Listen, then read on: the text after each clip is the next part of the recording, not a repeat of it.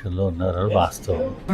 ఆ తర్వాత వీళ్ళు ఇంట్లో ఉండేవారు కానీ వేరే వేరే ఉండేవారు రిలేషన్. వాడి ఇంట్లో ఒక డౌట్ వస్తుంది అందరికీ, 3 years తర్వాత ఎందుకు ఉండాలి ఇంతవరకు అని.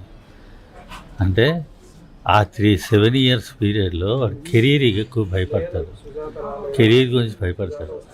ఆ తర్వాత ఇంట్లోంచి బయటికి వెళ్ళిపోయిన తర్వాత ఎంత రచ్చ జరిగిందో ప్రతి ఒక్కరికి తెలుసు.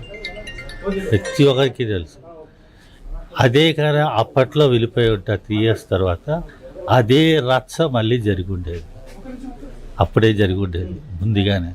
అప్పుడు కానీ రచ్చ జరిగితే అతను కెరీర్ అంతా స్మాష్.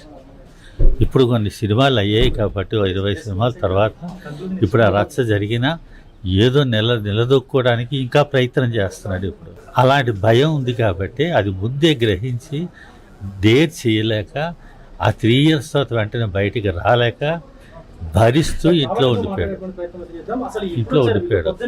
తర్వాత ఏంటంటే ఆ 7 years పీరియడ్లో ఇంట్లో ఉంటూ ఇక్కడ డ్రగ్స్ జరిగేవి, ఎన్ని అసాంఘిక కార్యక్రమాలు జరిగాయో అన్నది ప్రతి ఒక్కరికి తెలుసు. ఇప్పుడు నేను ప్రత్యేకంగా చెప్పట్లేదు. దారుణంగా అసాంఘిక కార్యక్రమాలు జరిగాయి, డ్రగ్స్ జరుగుతున్నాయి, ఇవన్నీ జరిగాయి.